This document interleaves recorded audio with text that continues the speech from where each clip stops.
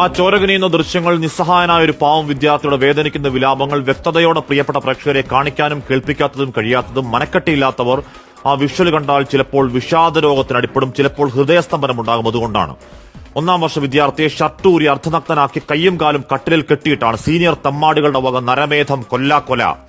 ആ ദൃശ്യങ്ങളിൽ ഒരു 1, 2, 3 എണ്ണലുണ്ട്. എഞ്ചുപടി പറഞ്ഞു കളിക്കുന്നതല്ല. കഴുത്തിനു താഴേക്ക് കാൽപാദം വരെ കോമ്പസ് കൊണ്ട് കുത്തി ചോര വാർക്കുന്ന മുറിവുകളിൽ എന്തോ തരം ദ്രാവകമൊഴിക്കലാണ്. നെഞ്ചിൽ 2 ഭാഗത്തായി മുറുക്കിയിട്ടിരിക്കുന്ന ക്ലിപ്പിൽ പിടിച്ചാട്ടി കളിക്കുന്നുണ്ട്. സ്വകാര്യ ഭാഗത്തിന് മുകളിൽ ഡംബൽസ് എന്ന ഇരുമ്പ് കട്ടികളാണ്. നാഭിയിൽ ഡിവൈഡർ ഇട്ട് കുത്തിക്കറക്കലാണ്. ആ വിദ്യാർത്ഥി വേദന കൊണ്ട് പിടച്ചു പൊളയുമ്പോൾ ഒരുതരം പൈശാചികമായ അട്ടഹാസങ്ങളിൽ മനുഷ്യമാംസം പച്ചയ്ക്ക് തിന്നുന്ന നരഭോജികൾ തോറ്റുപോകും മട്ടിലാണ് തെമ്മാടിപ്പളയുടെ പൂണ്ടുവിളയാട്ടം.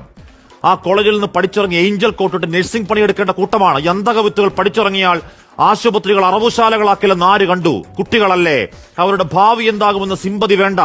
എമ്പതി എന്ന വാക്കു കേട്ടിട്ടില്ലാത്ത ആ കുറ്റവാളി കൂട്ടം അങ്ങേയറ്റത്തെ പരപീഡാ ദൃശ്യങ്ങൾ പകർത്തിവെക്കുന്നത് വെറുതെയല്ല.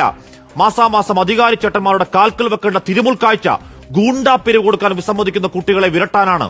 ഒറ്റപ്പെട്ടതല്ല, മാസം 3 കൊലപാതകത്തോളം പോകുന്ന ഈ സാഡിസം അരങ്ങേറിയിട്ടും ആരോരും അറിയുന്നില്ലെങ്കിൽ, വിലാപങ്ങൾ കേൾക്കുന്നില്ലെങ്കിൽ, ആ പ്രിൻസിപ്പലും വാർഡനും ഒക്കെ ഞങ്ങളുടെ നികുതി പണത്തിൽ ശമ്പളം വാങ്ങി തിന്നാതെ രാജിവെച്ച് ഇറങ്ങിപ്പോവണം, ഇല്ലെങ്കിൽ ഇറക്കണം സർക്കാർ. കോട്ടയം കോളേജിലെ പ്രിൻസിപ്പൽ പറയലാണ്, ഒന്നും അറിഞ്ഞില്ല, വിദ്യാർത്ഥികളാരും പരാതി പറഞ്ഞിരുന്നില്ല.